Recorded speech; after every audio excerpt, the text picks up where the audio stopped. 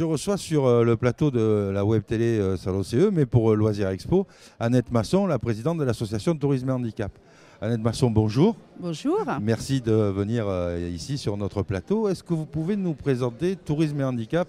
J'allais dire en quelques mots, ça suffira peut-être pas, mais de nous présenter dans les grandes lignes Tourisme et Handicap. Alors l'association Tourisme Handicap est une association qui a été créée par les professionnels du tourisme pour mobiliser, sensibiliser ces professionnels du tourisme au sens large et des loisirs bien entendu, à rendre leurs lieux accessibles à des visiteurs ou à un public handicapé. Très bien, donc ça devrait répondre à une problématique d'un organisateur d'activités de groupe, que je sois dans une collectivité quelconque ou élu de comité d'entreprise.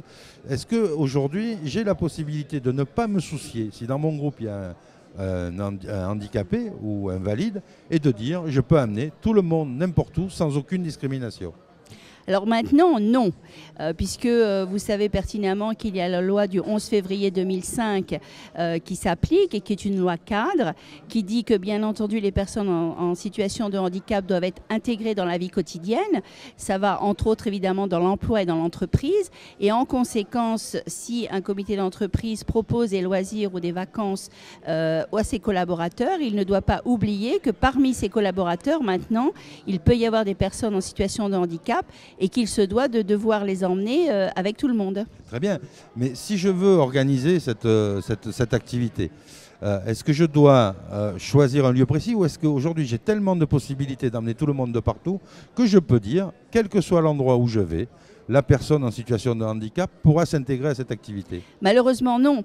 Espérons un jour que la France, dans son ensemble, soit accessible, mais je pense que ça prendra encore quelques décennies. Donc il est surtout important, évidemment, qu'un opérateur de groupe l'identifie dans son cahier des charges et qu'ensuite, auprès de ses prestataires, il puisse vérifier que les lieux où il va se rendre sont réellement accessibles et selon quel type de handicap, parce qu'il peut y avoir des besoins spécifiques pour le handicap moteur, mais il ne faut pas oublier qu'il peut y avoir des collaborateurs en handicap visuel, en handicap auditif et en handicap mental. Donc en conséquence, nous, l'association, nous avons développé au nom de l'État français un label national tourisme handicap qui permet d'identifier les lieux réellement accessibles, c'est-à-dire vérifiés accessibles. Alors comment on les trouve quand on va sur Internet? À quoi ressemblent ces sigles? À quoi ressemble cette marque qui peut dire vous avez la possibilité de... Alors je vais vous montrer le petit logo qui repère, qui est une maison avec donc les 4 familles de handicap, que les sites d'ailleurs mettent sur leur brochure ou sur leur site internet quand ils sont labellisés, puisqu'ils sont visités à partir de critères spécifiques et ils sont volontaires. Et s'ils correspondent évidemment aux critères donnés par rapport à une famille de handicap, ils sont labellisés pour 5 ans.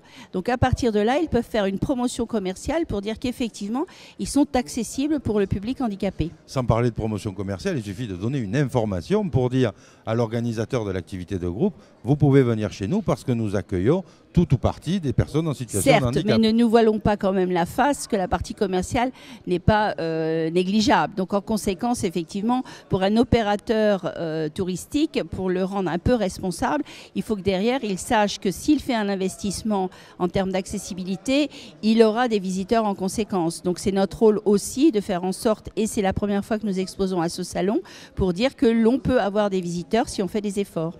Alors quelles sont les grandes perspectives pour l'année qui se termine et l'année qui vient pour Tourisme et Handicap? Est-ce que vous avez un grand projet? Est-ce que vous pensez avoir une avancée pour l'intégration des handicapés dans le milieu commun, puisque c'était comme ça qu'on appelait ça dans le monde du travail? Depuis 10 ans, on a vu une évolution quand même notable, mais s'il faut changer les mentalités, nous sommes à 5200 sites labellisés, nous recevons à peu près une centaine de dossiers par mois, et ensuite nous travaillons sur un projet qui devrait être annoncé officiellement à la fin de l'année, qui est un label destination pour tous.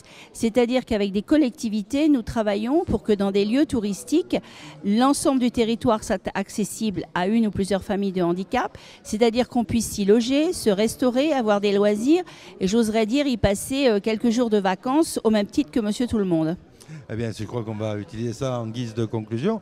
Donc, quand vous allez organiser une activité de groupe, et si vous venez sur Loisirs Expo encore cet après-midi ou demain, donc jusqu'au 19 septembre, n'hésitez pas à venir rencontrer Annette Masson sur le stand de Tourisme et Handicap pour avoir toutes les informations pour pouvoir organiser une activité quelle qu'elle soit, un voyage, une sortie ou une activité physique, sans avoir à vous soucier de faire une discrimination quelconque, parce que dans ce groupe-là, il y a des personnes en situation de handicap et d'autres pas. Voilà, partir tous ensemble, c'est aussi une manière de créer du lien social.